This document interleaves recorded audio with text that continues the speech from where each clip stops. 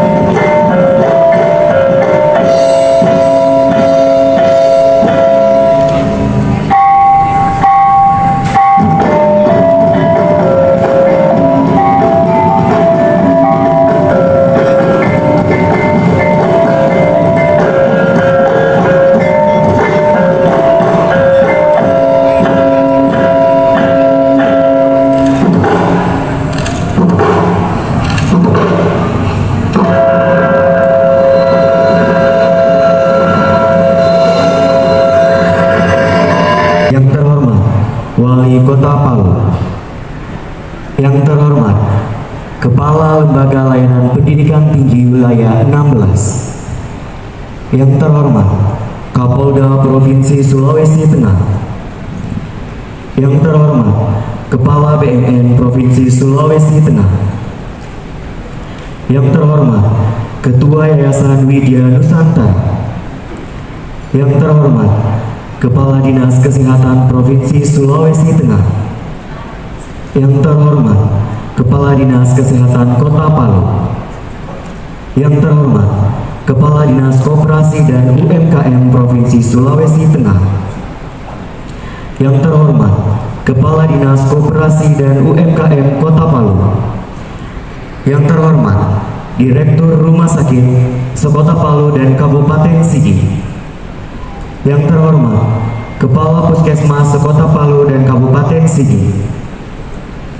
Yang terhormat Ketua DPW PPNI Provinsi Sulawesi Tengah. Yang terhormat Ketua PDIB Provinsi Sulawesi Tengah. Yang terhormat Ketua PCIB Kota Palu. Yang terhormat Ketua DPD Persagip Provinsi Sulawesi Tengah. Yang terhormat Ketua ABP TISI Sulawesi Tengah. Yang terhormat Ketua APTISI Sulawesi Tengah. Yang terhormat Pimpinan Perguruan Tinggi Sekota Palu. Yang terhormat Pimpinan Bank BSI Syariah Mega Syariah Permata. Dan yang terhormat seluruh tamu undangan dan staf dosen Stigas Widya Nusantara Palu.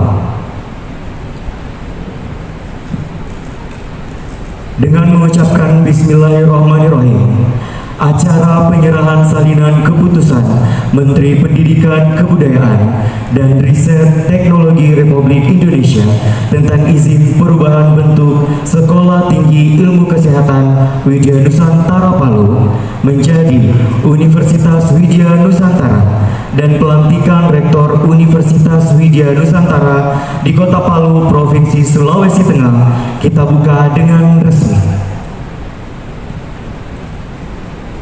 Menyanyikan lagu Indonesia Raya. Hadirin dimohon berdiri.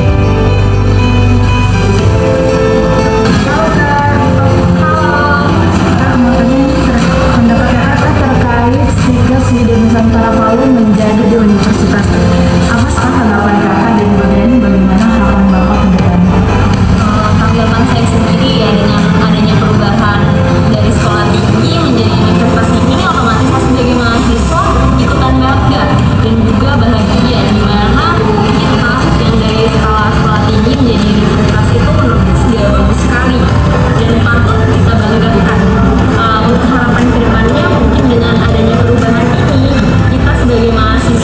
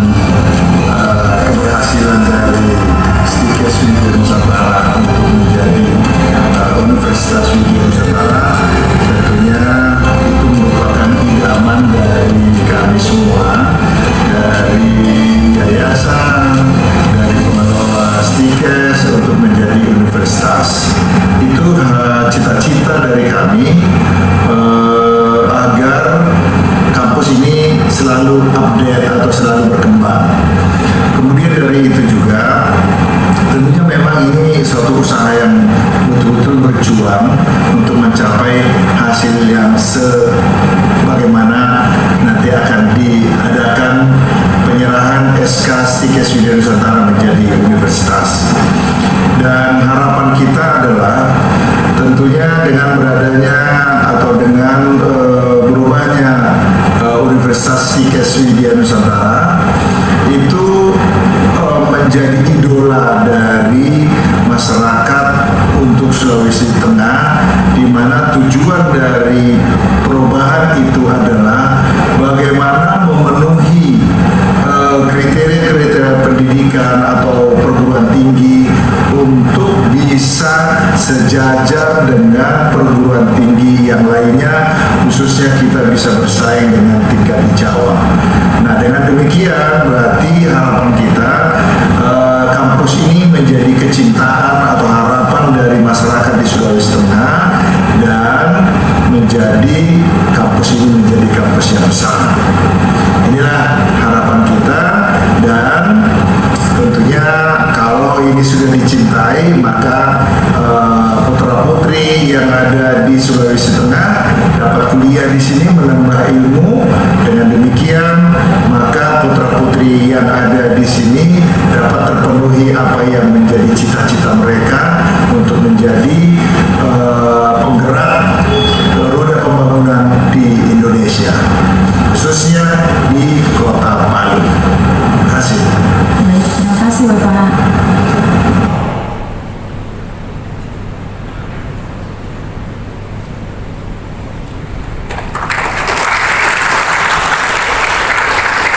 Pendidikan, Kebudayaan, Riset, dan Teknologi Republik Indonesia tentang izin perubahan bentuk Sekolah Tinggi Ilmu Kesehatan Widya Nusantara Palu menjadi Universitas Widya Nusantara di Kota Palu, Provinsi Sulawesi Tengah. Kepada Bapak Munawir Sajali Rajat, SIP, MA, dipersilakan.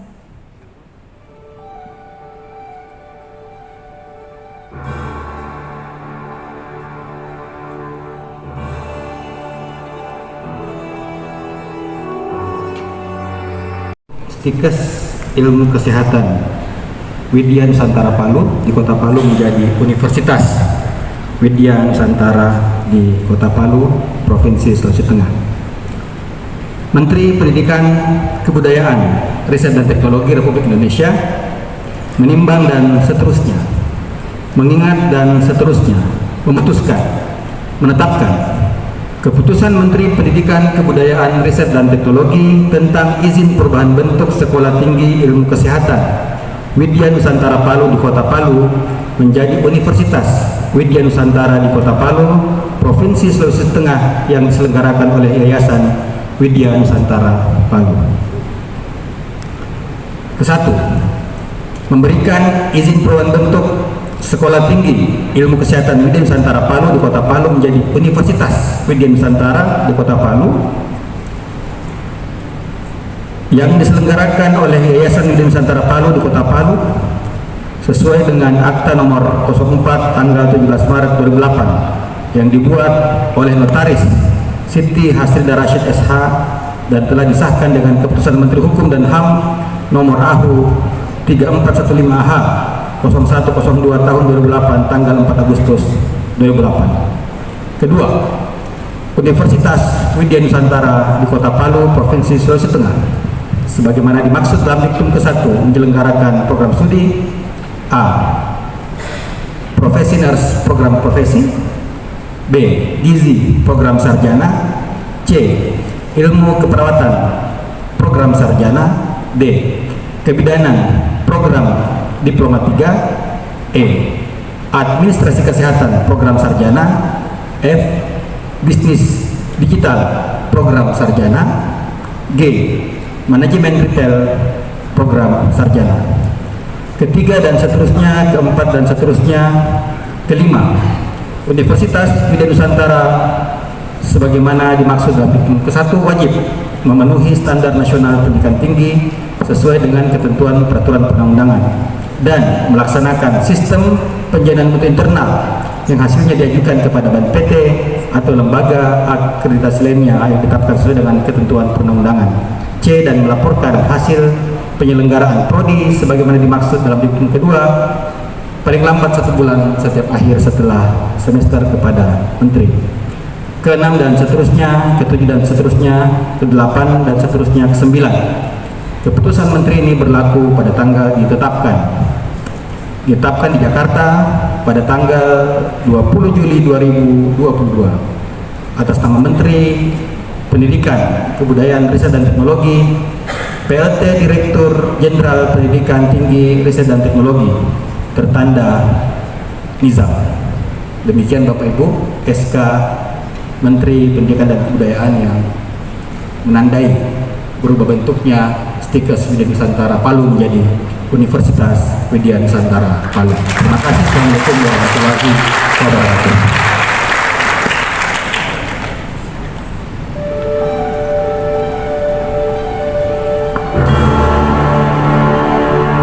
Terima kasih kami ucapkan kepada Bapak Munawir Sajali Rajak SIP MA.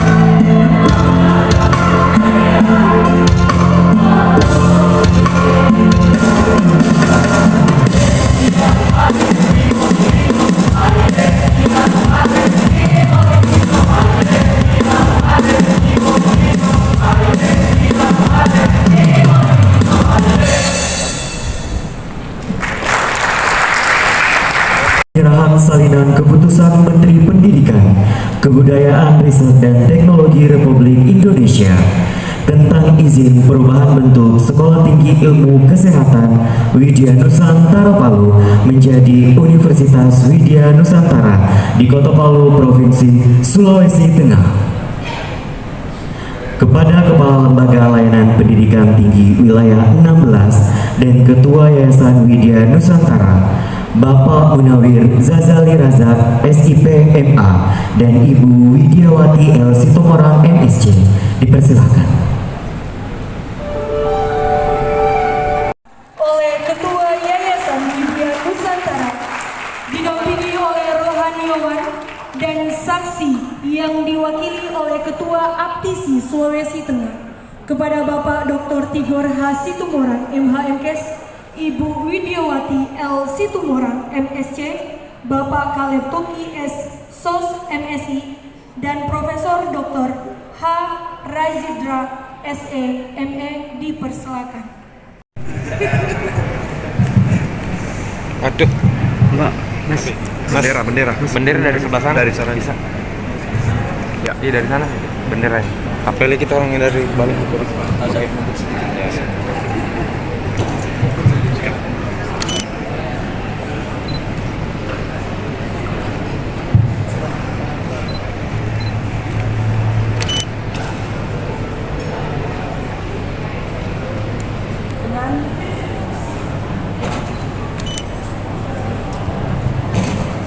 Diganti.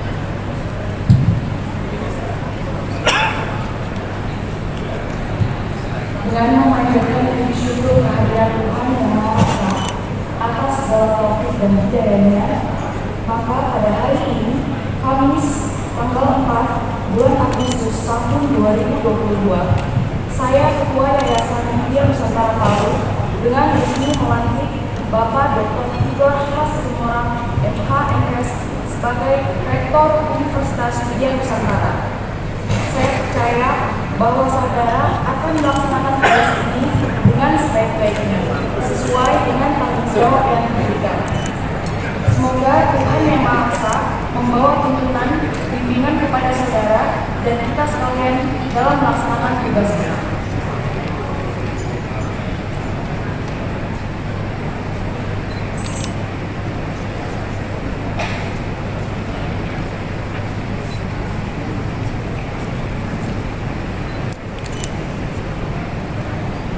Sebelum saudara mengucapkan sumpah, saya ingin bertanya. Apakah saudara bersedia berjanji? Bersedia. Berjanji dengan cara agama apa? Kristen dan Protestan. Selanjutnya, saya perlu menanyakan bahwa sumpah yang akan saudara ucapkan ini adalah mengandung tanggung jawab terhadap bangsa dan negara Republik Indonesia, tanggung jawab memelihara dan menyelamatkan Pancasila dan Undang-Undang Dasar 1945, serta tanggung jawab terhadap kesejahteraan rakyat. Sumpah ini di samping disaksikan oleh diri sendiri dan oleh semua yang hadir sekarang, juga yang penting sekali disadari bahwa sumpah ini disaksikan oleh Tuhan Yang Maha Esa, karena Tuhan itu Maha Mengetahui. Selanjutnya, ikuti kata-kata saya.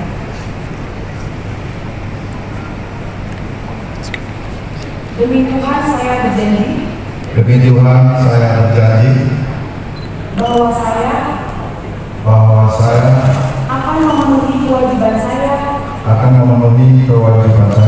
selaku Rektor Universitas Widya Nusantara dengan sebaik-baiknya, sejujur-jujurnya dan seadil-adilnya, tanpa memandang latar belakang seseorang, untuk kemajuan Universitas Widya Nusantara. Bahwa saya dalam menjalankan tugas dan jabatan akan menjunjung etika jabatan dan dengan penuh rasa tanggung jawab. Bahwa saya akan menjaga akan menjaga integritas, tidak menyalahgunakan wewenang, tidak menyalahgunakan wewenang, serta menghindarkan diri dari perbuatan tercela. serta menghindarkan diri dari perbuatan yang tercela. Yayasan Widya Nusantara Palu, Ketua Widiawati Ernest PSC.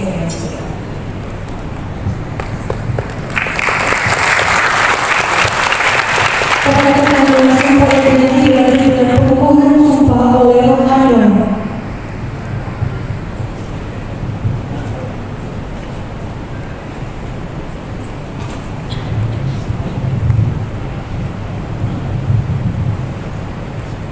Bapak Rektor Universitas Nusantara dengan sikap berdua saya menghormati saudara. Terima kasih. Kasih Tuhan Yesus Kristus dan kasih Allah Bapa dengan persekutuan Roh Kudus akan menyertai saudara dalam satu tugas dan tanggung jawab sesuai dengan janjinya telah saudara katakan. Tuhan menyertai saudara, Tuhan melindungi saudara dari saat ini sampai selama-lamanya. Amin.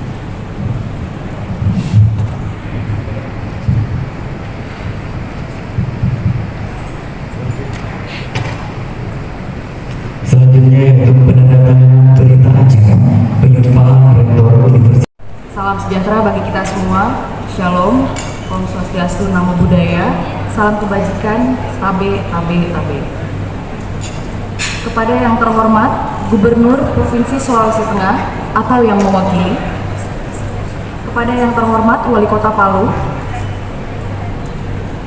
kepada yang terhormat Kepala Lembaga Layanan Pendidikan Tinggi Wilayah 16, kepada yang terhormat Kapolda Provinsi Sulawesi Tengah, kepada yang terhormat Kepala BNN Provinsi Sulawesi Tengah, kepada yang terhormat Kepala Dinas Kesehatan Provinsi Sulawesi Tengah dan Kota Palu, kepada yang terhormat Kepala Dinas Koperasi dan UMKM Provinsi Sulawesi Tengah dan Kota Palu, kepada yang terhormat Direktur Rumah Sakit Sekota Palu dan Kabupaten Sigi, kepada yang terhormat Kepala Puskesmas Sekota Palu dan Kabupaten Sigi, kepada yang terhormat Ketua DPW PPNI Provinsi Sulawesi Tengah, kepada yang terhormat Ketua DPD PPNI Kota Palu, kepada yang terhormat Ketua PDIB Provinsi Sulawesi Tengah, kepada yang terhormat Ketua PCIB Kota Palu, kepada yang terhormat Ketua DPD Persagi Provinsi Sulawesi Tengah, kepada yang terhormat ABPTSI Sulawesi Tengah, kepada yang terhormat Ketua APTISI Sulawesi Tengah, kepada yang terhormat pemimpin Perguruan Tinggi Sekota Palu, kepada yang terhormat pemimpin Bank BSI Syariah, Mega Syariah dan Permata, dan yang terhormat seluruh tamu undangan dan dosen Stikes Widya Nusantara Palu. Segala puji syukur kita panjatkan kehadirat Tuhan Yang Maha Esa. Atas kasih-Nya kita senantiasa mendapat limpahan rahmat anugerah-Nya, sehingga Yayasan Widya Nusantara Palu terus berkembang maju dan memberi kontribusi bagi masyarakat di dalam dunia pendidikan. Hari ini merupakan hari yang sangat istimewa bagi yayasan dan seluruh sivitas akademik Universitas Widya Nusantara, karena hari ini adalah penyerahan salinan keputusan Menteri Pendidikan Kebudayaan Riset dan Teknologi Republik Indonesia tentang izin perubahan bentuk Sekolah Tinggi Ilmu Kesehatan Widya Nusantara Palu menjadi Universitas Widya Nusantara oleh Kepala Lembaga Layanan Pendidikan Tinggi Wilayah 16 sekaligus pelantikan Rektor Universitas Widya Nusantara. Perubahan ini merupakan cita-cita dan keinginan yang besar dari ketua yayasan sebelumnya, yaitu almarhumah Ibu Dr. Pesta Kori Sihotang, Diploma MW Midwifery SKM MKS. Dan beliau bersama dengan Ketua Stikas sejak tahun 2017 itu sangat gencar melakukan pengembangan untuk penambahan program studi baru. Dan beliau melakukan ekspansi ke beberapa perguruan tinggi negeri dan swasta yang sudah jauh berkembang, dan pada tahun 2019 bersama Ketua Stikas telah membentuk tim khusus untuk perubahan bentuk ini, termasuk berkoordinasi dengan pihak LLDikti yang kala itu masih menjadi bagian dari LLDikti 9. Dan pada tahun 2020, tim yang telah dibentuk mendapatkan bimbingan teknis dari LLDikti yang saat itu dibimbing langsung oleh Bapak Munawir Razak, SIP MA, yang sekarang sudah menjadi Ketua Lembaga Pendidikan.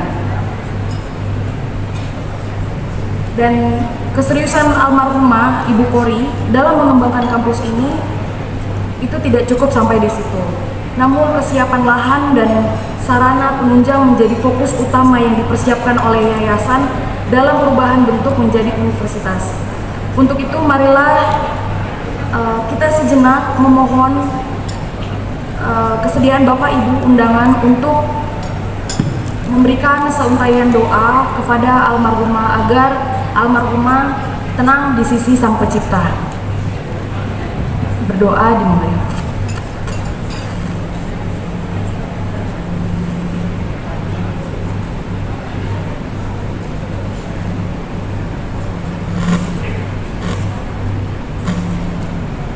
Selesai.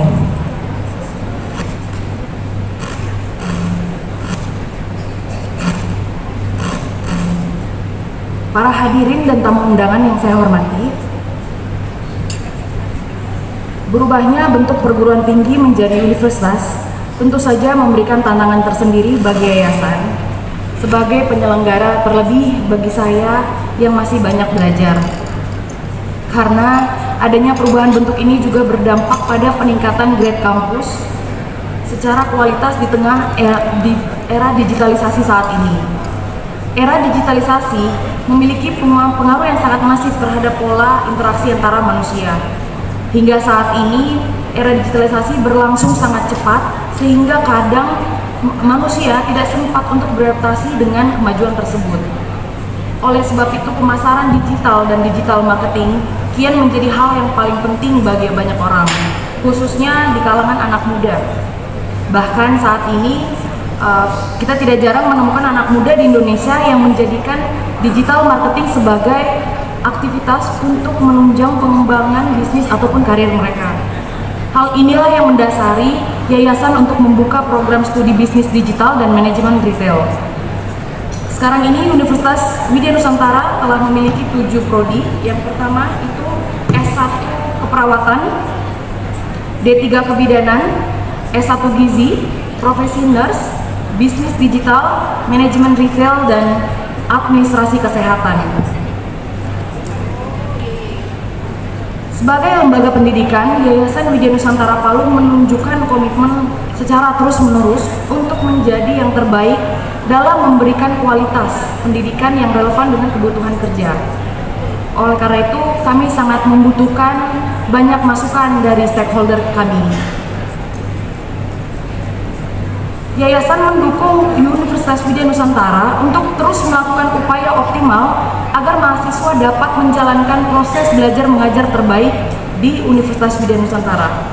Penerapan metode pembelajaran yang berkualitas, mengembangkan kurikulum berbasis kompetensi yang diakui dan disesuaikan dengan kebutuhan dunia kerja atau Friendly Campus for Business Pro, serta selalu mengukur dan meningkatkan kualitas seperti yang dipersyaratkan oleh Lembaga Akreditasi Mandiri dan Ban PT. Hadirin yang saya hormati, Universitas Widya Nusantara terletak di kawasan strategis di daerah Kota Palu, di mana memiliki lokasi yang mudah dijangkau oleh sarana transportasi kita. Letak kampus yang berkonsentrasi dengan berbagai fasilitas belajar mengajar yang memungkinkan kampus menawarkan lingkungan belajar yang kondusif dan bersahabat. Guna menunjang dan meningkatkan kemampuan akademik dan soft skill mahasiswa secara mandiri, disediakan beberapa fasilitas yang diantaranya adalah ruangan belajar yang didukung dengan koneksi internet yang baik, tersedianya asrama dan apartemen yang merupakan bantuan dari pemerintah yang terletak tidak jauh dari area kampus, sehingga mahasiswa tidak perlu lagi membutuhkan transportasi dalam beraktivitas setiap harinya. Dan juga ada apartemen Widya Nusantara yang dilengkapi dengan fasilitas yang cukup. Kami juga menyediakan perpustakaan yang dilengkapi dengan buku-buku terbaru setiap tahunnya, dan kami memiliki aula yang berkapasitas 750 serta fasilitas-fasilitas lainnya yang memungkinkan mahasiswa untuk dapat belajar secara mandiri. Universitas Widya Nusantara juga telah memiliki sistem IT yang bagus sehingga memudahkan mahasiswa dalam proses belajar mengajar, serta data-data mahasiswa yang lengkap sesuai dengan permintaan dari Dikti. Pengembangan dan pembangunan digital library kampus terus dilakukan dan diharapkan semakin mendukung proses belajar mengajar yang lebih kreatif.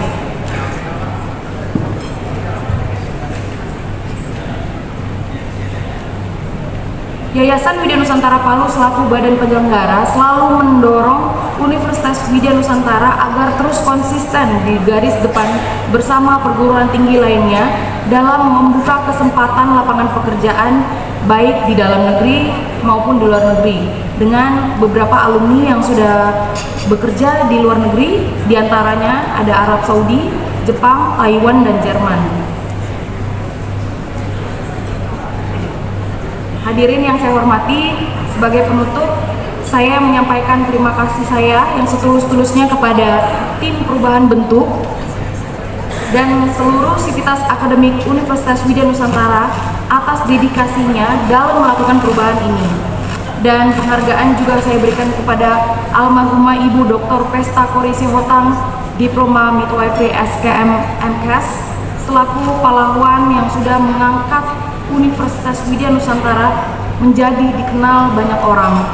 Semoga apa yang ditinggalkan oleh almarhumah dapat kami lanjutkan, terutama dalam mendukung dan memfasilitasi Universitas Widya Nusantara agar menjadi perguruan tinggi yang disegani di dunia pendidikan.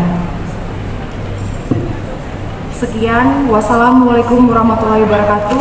Salam sejahtera untuk kita semua. Om Santi Santi Om. Saat aku sendiri, ku lihat foto dan video bersamamu yang telah aku simpan. Hancur hati ini melihat semua gambar diri yang tak bisa ku ulang kembali. Ku ingin saat ini engkau ada di sini, tertawa bersamaku seperti dulu lagi. Walau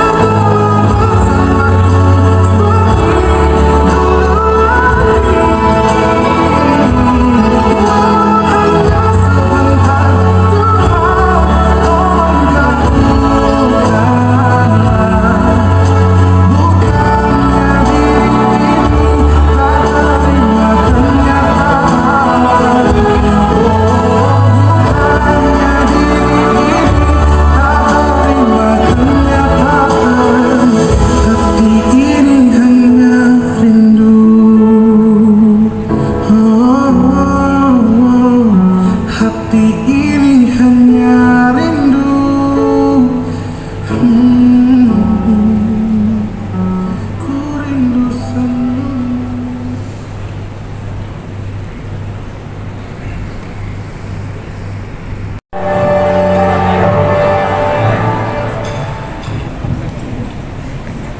bismillahirrahmanirrahim.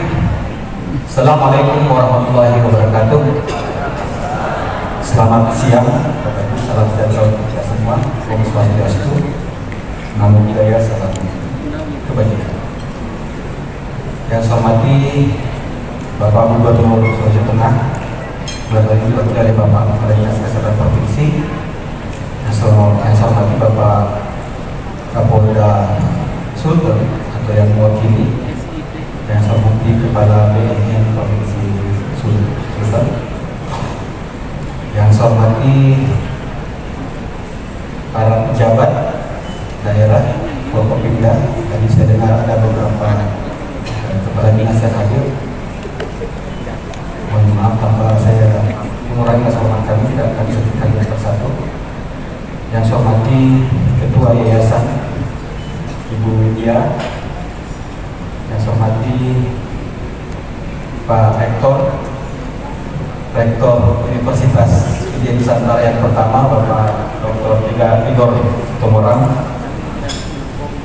yang saya hormati Ketua Aptisi Provinsi Sultan dan juga Rektor Universitas Muhammadiyah Palu, Prof. Hajimla, yang saya hormati para pimpinan PTS yang hadir dan para tamu undangan yang insya Allah semuanya dalam keadaan sehat walafiat.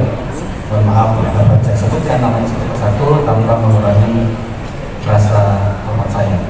Puji syukur tentu saja harus kita panjatkan kehadirat Allah SWT, Tuhan yang Maha Esa, yang siang ini memberikan kita nikmat yang luar biasa, nikmat sehat, nikmat peluang, nikmat kesempatan sehingga kita sama-sama bisa berkumpul di ruang ini untuk menghadiri acara yang begitu luar biasa. Dirangkaikan tadi dengan pelantikan Pak Tigor sebagai Universitas Widya Nusantara yang lama. Saya terakhir ketemu Pak Tigor Februari 2020, Pak Tigor bersama almarhumah Ibu waktu itu di Gunadarma, kalau nggak salah ya. Kita membahas uji kompetensi bersama teman-teman HPPKes dan alhamdulillah hari ini bisa bertemu lagi dengan Tigor. Ini kunjungan pertama saya Pak Tigor ke Kota Palu setelah kurang lebih 2 bulan bertugas sebagai Kepala RLB di wilayah 9. Jadi 7 Juni 2022 kami dilantik menjadi Kepala RLB di wilayah 16 yang melayani 3 provinsi, Sulawesi Tengah, Gorontalo, dan Sulawesi Selatan. Ini kunjungan yang pertama ke Kota Palu, dan kunjungan terakhir saya ke Kota Palu itu 2019 kalau nggak salah 30 September, juga di hotel ini ya Pak Beni ya. Sekali saya ketemu Pak Beni, Pak Tigor. Jadi kunjungan saya terakhir ke Palu itu juga di Widya Nusantara. Jadi kunjungan terakhir dan kunjungan pertama saya ke acara di Widya Nusantara Palu. Waktu itu saya masih kepala bagian kelembagaan di LLB wilayah 9, yang tugas saya memang waktu itu mengawal perguruan tinggi yang ingin berubah bentuk menjadi universitas. Jadi pertemuan terakhir atau kunjungan terakhir saya ke Palu adalah selain menghadiri wisuda juga berdiskusi dengan teman-teman di Nusantara, membicarakan strategi dan cara untuk menjadi universitas. Siapa yang sangka kunjungan berikutnya saya datang kan SK-nya Universitas Widya Nusantara. Luar biasa Pak, apa ya, seperti sudah diatur ya.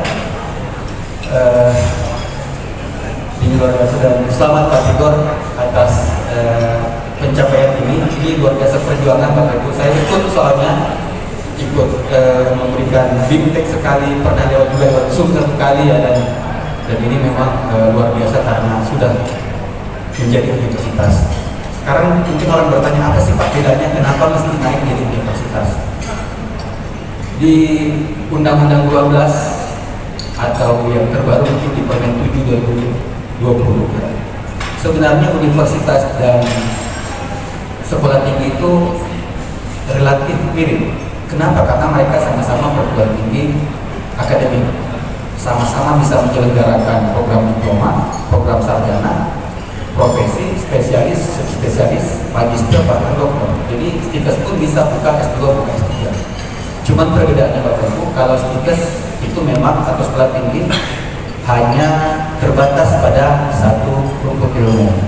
Sementara universitas itu dia terdiri dari berbagai rumput ilmu. Jadi bedanya di situ Pak Tigor. Jadi ini mungkin salah satu hal yang mungkin harus diantisipasi dan dipersiapkan oleh Universitas Islam Nusantara, bahwa saat ini perguruan tinggi kita bukan lagi sekolah tinggi, bukan lagi hanya menyelenggarakan prodi kesehatan, tetapi juga menyelenggarakan prodi umum dan mungkin ke depan bisa berkembang menyelenggarakan prodi-prodi yang lain yang dibutuhkan sesuai dengan kebutuhan daripada masyarakat. Jadi saya rasa perubahan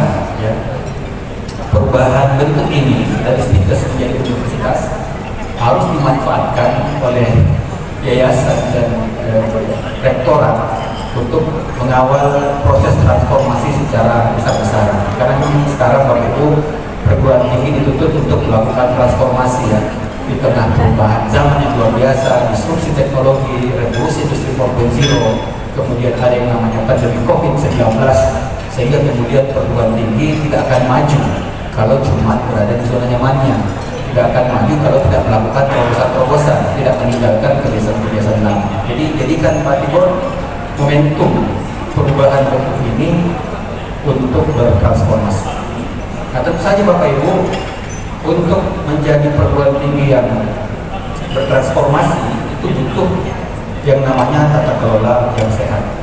Jadi Pak Tigor izinkan saya di kesempatan yang pertama ini menyampaikan beberapa harapan besar kepada Universitas Nusantara dalam rangka meningkatkan tata kelola lembaganya menjadi perguruan tinggi yang unggul.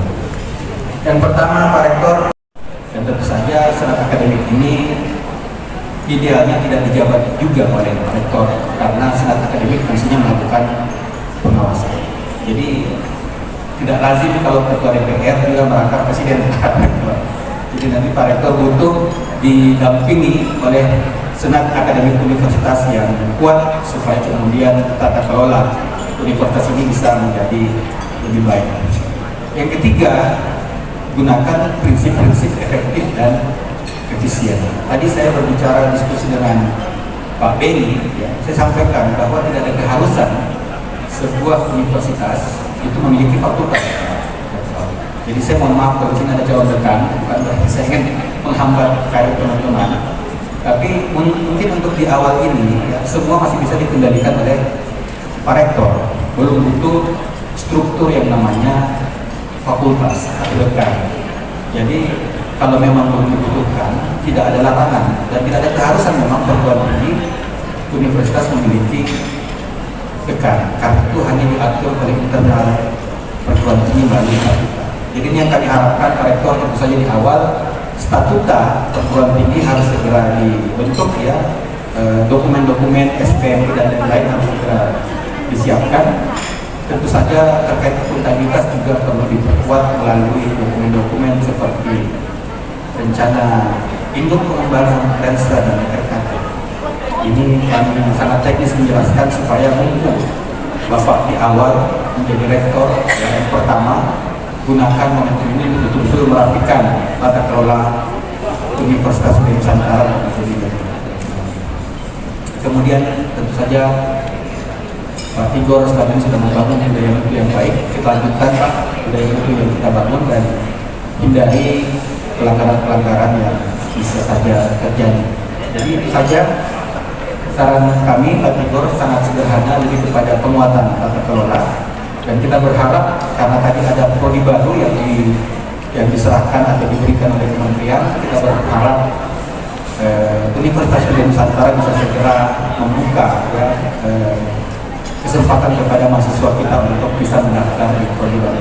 Prodi baru kita luar biasa bagus ya, bisnis digital dan manajemen retail. Kayaknya belum banyak prodi ini di Kota Palu, sehingga kemudian ini kita harap bisa meningkatkan mahasiswa yang masuk. Kita berharap Pak, kami di LLDP itu punya target, ditargetkan oleh kementerian kalau bisa perguruan tinggi apalagi universitas itu minimal student body-nya itu 3.000 Pak. Jadi kita berharap dengan adanya penambahan prodi ini mahasiswa di Universitas Sunda Nusantara bisa bertambah banyak, berikan akses yang luas kepada masyarakat untuk kuliah di UIN. Kenapa Bapak Ibu penting? Kami punya target, di kementerian itu punya target. Salah satu tugas kami adalah meningkatkan yang namanya angka partisipasi kasar. Kami ingin meningkatkan jumlah penduduk Indonesia yang mengenyam pendidikan tinggi. Ya, sekarang kita ada di angka 33%, target kita di 2024 itu 37%. Jadi kita sangat berharap dengan hadirnya beberapa prodi baru di UIN ini bisa meningkatkan akses masyarakat kepada pendidikan tinggi, semakin banyak masyarakat yang kuliah, karena ini salah satu tantangan kita terkait tenaga kerja Bapak Ibu. Kita akan menghadapi bonus demografi, sementara rasio tenaga kerja kita masih didominasi oleh tenaga kerja yang pendidikannya sekolah menengah pertama ke bawah. Lebih 57% tenaga kerja kita itu pendidikannya SMP ke bawah. Yang lulusan perguruan tinggi hanya 13%. Nah, gimana caranya mau kita jadi negara maju memanfaatkan bonus demografi kalau rasionya masih banyak ya lulusan sekolah menengah ke bawah. Jadi tugas kita bersama Pak Tigor, mari sama-sama kita tingkatkan akses masyarakat untuk kuliah. Nanti kita sama-sama kawal programnya supaya kemudian student body di UIN ini meningkat. Kami targetkan minimal mahasiswa itu 3.000.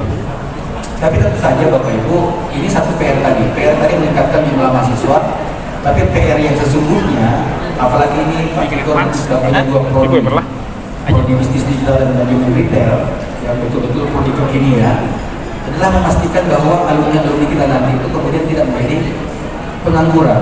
Jadi banyak yang kita kasih kuliah, ya, kita buka aksesnya besar-besaran, tapi pada saat nanti mereka selesai, kita harus pastikan mereka juga gampang untuk diserap oleh dunia kerja. Makanya Pak Tigor mulai sekarang persiapkan program-program MBKI. Merdeka Belajar Kampus Merdeka sudah diatur oleh Pak Menteri melalui Permen 3 2020. Mahasiswa kita punya hak belajar 3 semester 2 prodi.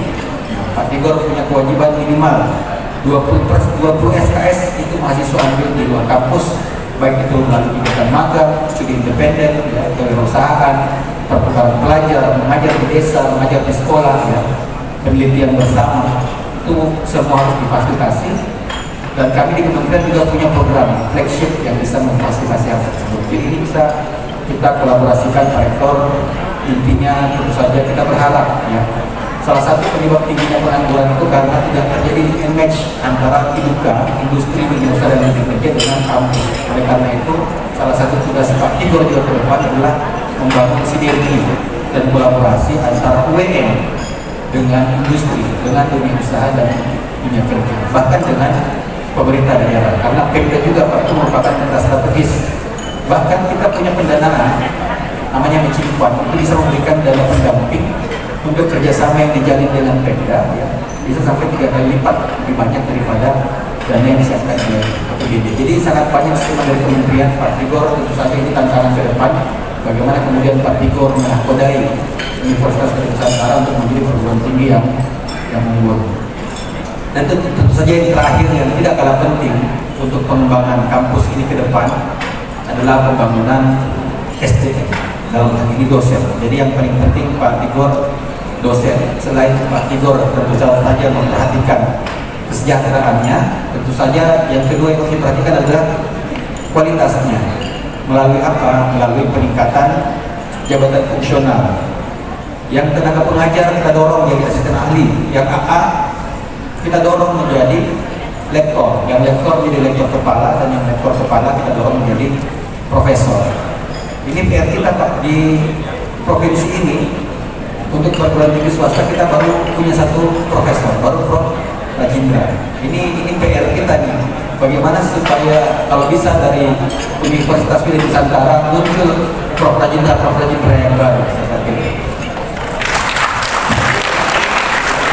Jadi tingkatkan jabatan fungsional, kualifikasi pendidikan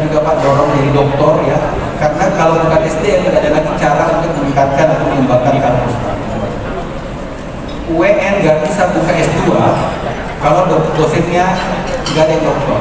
Jadi syarat untuk membuka prodi S2 itu prodi S1 nya harus B dulu dan dosennya harus ada 5 orang doktor. Kalau udah punya S2 mau buka S3 syaratnya harus minimal 2 profesor. Jadi kenapa kami dorong Bapak Ibu untuk mengurus jabatan fungsional, mengurus naik atau lanjut kuliah, karena tadi UIN ini nggak bisa berkembang, ya paling cuma bisa melebar, ya cuma nambah prodi, tapi nggak bisa tambah tinggi, nggak bisa buka S2 S3 kalau dosennya nggak nambah kualifikasinya, nggak nambah jabatan fungsional. Jadi saya rasa itu Pak Igor, salah satu yang harus diperhatikan adalah kualitas dosen. Kualitas infrastruktur saya tidak ragukan Pak Igor 2019 yang lalu Pak Igor sudah saya keliling kampus dan luar biasa, memang sudah layak. Jadi dari 2019 itu kalau sarpras, memang sudah sarpras ke universitas. Kita tinggal butuh izinnya saja Pak Igor untuk mengesahkan stikes menjadi universitas ya. Tapi sekarang saya rasa sudah cukup infrastruktur fisik. Pak Igor sekarang kalau bisa fokus ke infrastruktur digital, infrastruktur IT, perkuat SIAK, sistem informasi akademik, perkuat sistem pembelajaran daring, LMS, Learning Management System, karena sekarang memang sudah eranya ke sana Pak Igor. Enggak zaman lagi kita kuliah tatap muka, apalagi ada pandemi kemarin, kita ternyata sadar ternyata ada proses pembelajaran yang itu cukup efektif, pembelajaran daring.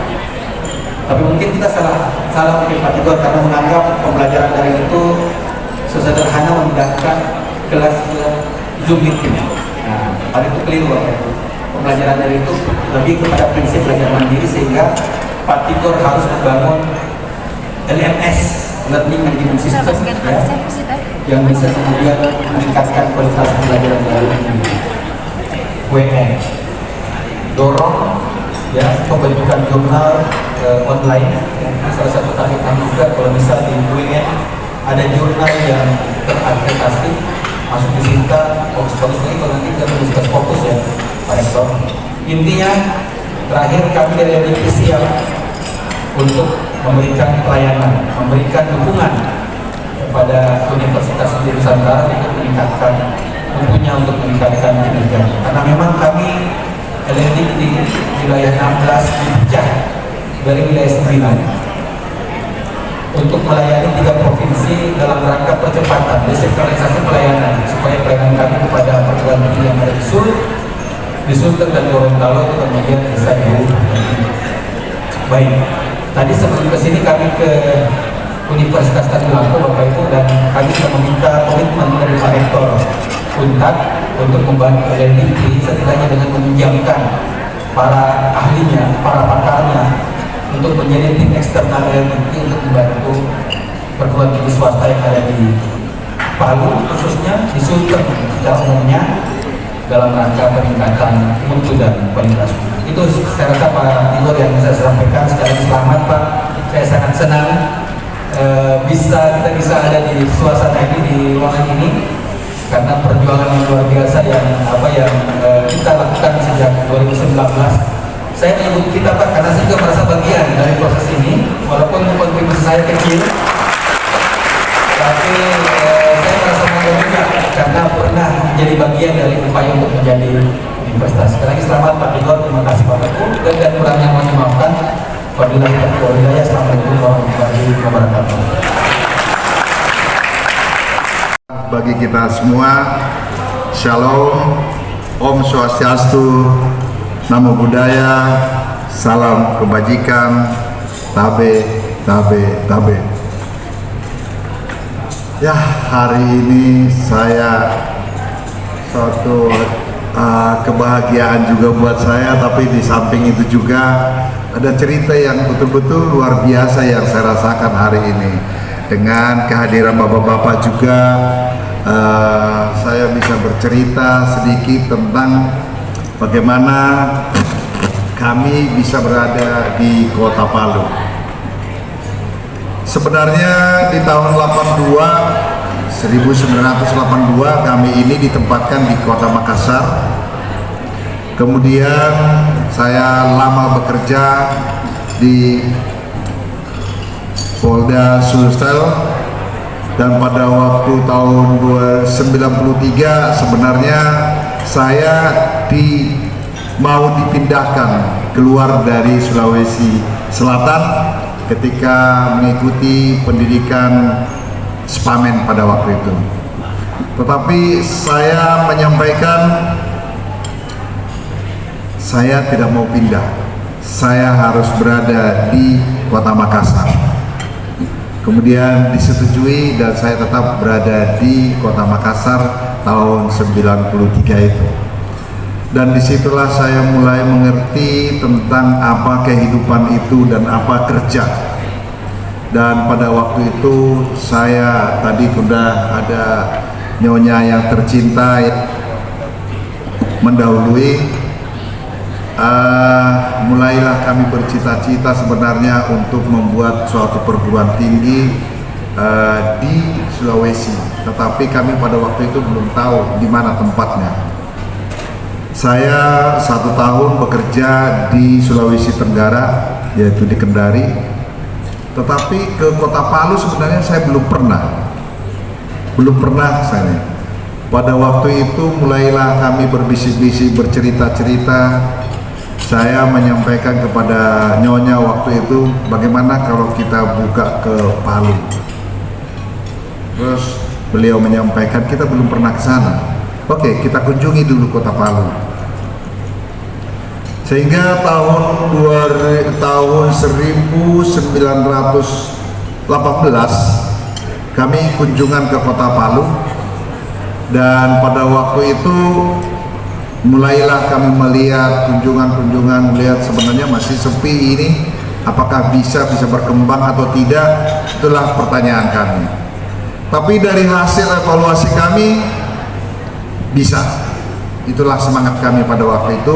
Sehingga tahun 2018 akhir mulailah kami bekerja untuk membuat rencana-rencana untuk berada kampus di kampus di Kota Palu ini, yang kami sebut namanya pada waktu itu Stikes Widya Nusantara Palu.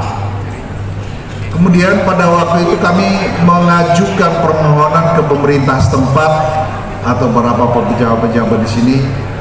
Saya sangat kaget pada waktu pertanyaan, mengapa Bapak membuat perguruan tinggi di Kota Palu? Bukankah lebih bagus Anda memilih di Makassar karena Bapak orang di Makassar, atau sekaligus di Medan sana? Saya hanya menyampaikan, Pak, Indonesia. Kemudian saya datang ke sini adalah bertujuan murni bagaimana membangun putra-putri Sulawesi Tengah untuk bisa memperoleh pendidikan di bidang kesehatan. Ya, terus pertanyaan berikutnya, dan itu saya termemori betul. Pertanyaan berikutnya, apakah Bapak tidak berkeinginan hanya untuk mencari pertumbuhan ekonomi atau kekayaan dan lain-lainnya? Saya jawab pada waktu itu, Pak, dengan beradanya kami membangun Stikes di Kota Palu berarti adalah akan menambah pertumbuhan ekonomi di Sulawesi Tengah. Saya menyampaikan, apa dasarnya Bapak mengatakan seperti itu? Karena kalau putra-putri Sulawesi Tengah harus sekolah ke Jawa sana untuk memperoleh pendidikan, maka akan bergeser uang yang ada di Kota Palu untuk ke luar Sulawesi Tengah. Dengan demikian, maka provinsi yang lain yang menikmati dari perekonomian, dari hasil perekonomian.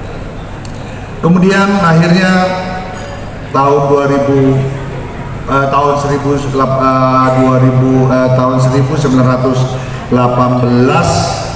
keluarlah SK di bulan Desember, dan kami berproses tahun 1919. Mulailah kami bukalah Stikes ini, yang awalnya adalah kami kontrak di Jalan Jalan Tanjung Satu.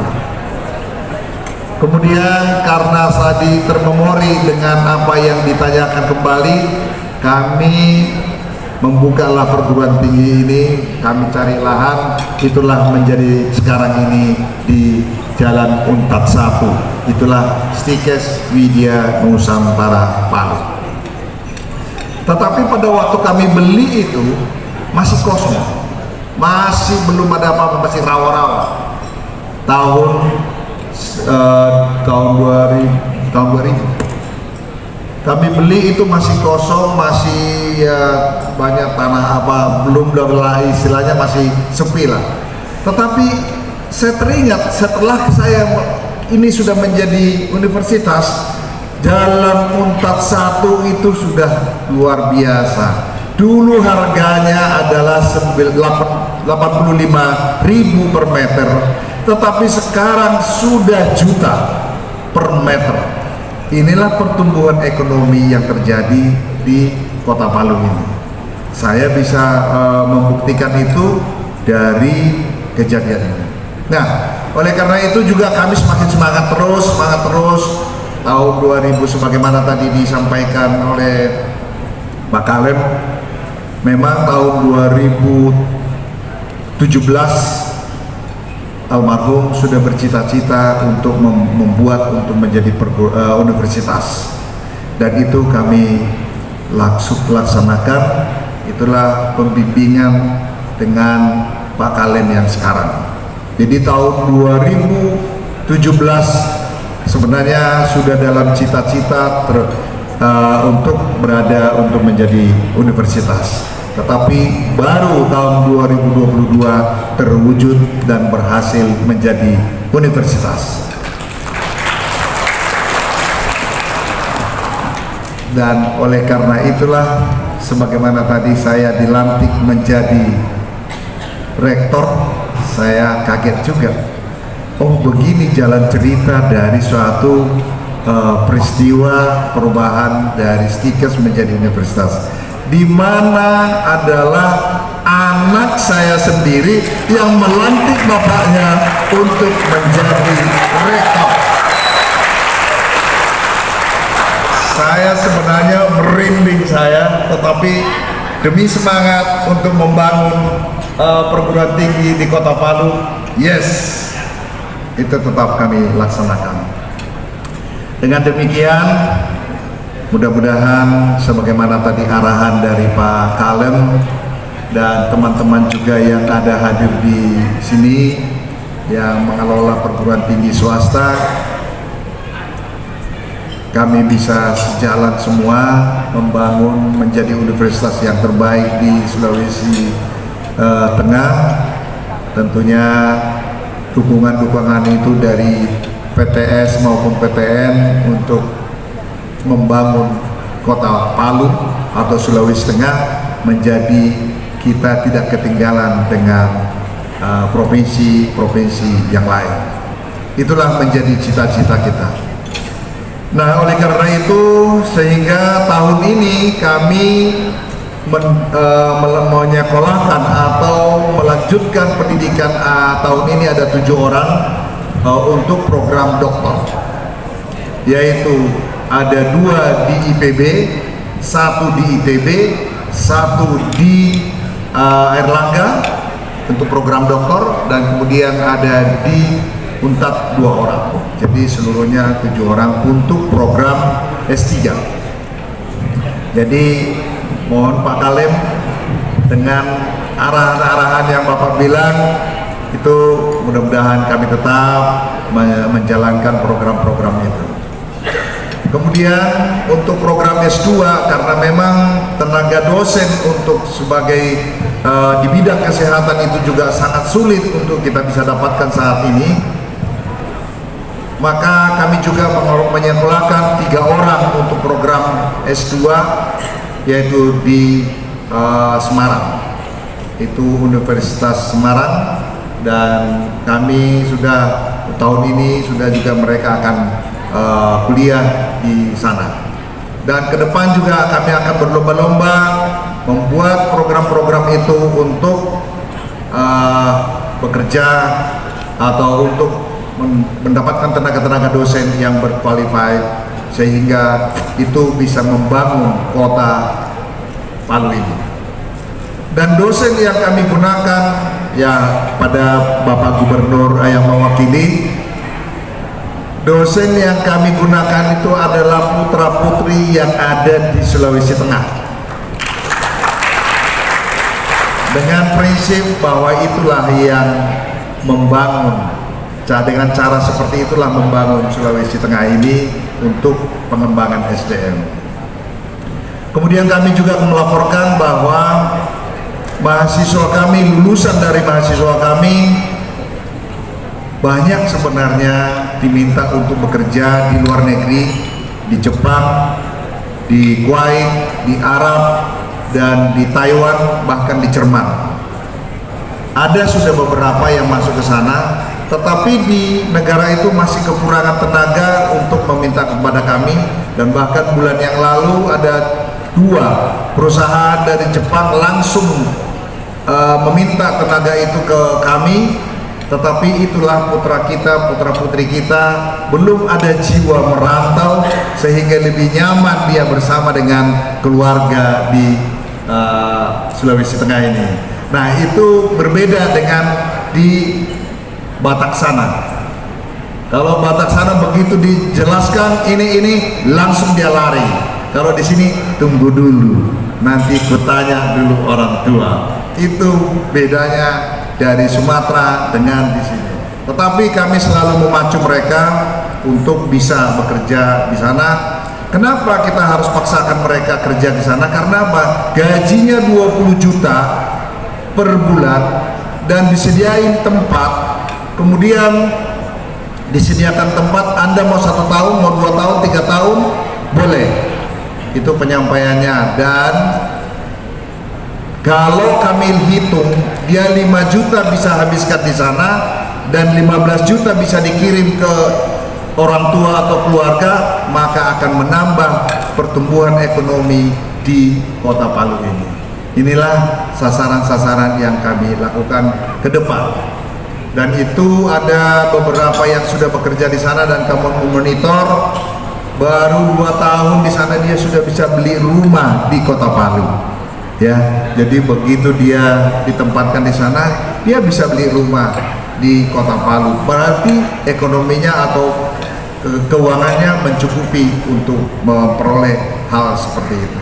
Nah, tentunya inilah menjadi kebanggaan kami sebagaimana hari ini, bahwa kegiatan-kegiatan yang dilakukan pada hari ini adalah ada yang menyanyi, ada pembawa acara, itu digunakan adalah mahasiswa itu sendiri, bukan dari luar. Yang menyanyi mahasiswa, kami berdayakan mereka menjadi orang yang baik. Dan kami laporkan juga, kami selalu mengupdate bagaimana program Dikti, sehingga beberapa perlombaan-perlombaan penelitian dan pengabdian itu selalu dari Stikes Widya Nusantara selalu ikut serta. Dan mudah-mudahan ke depan mereka ini yang terakhir yang baru ini akan ikut pertandingan secara nasional, mudah-mudahan bisa ikut. Nah, oleh karena itu Bapak-bapak dan Ibu-ibu yang secara teman-teman juga yang dari PTS dan PTN, marilah kita saling mendukung, saling membantu, karena kalau kita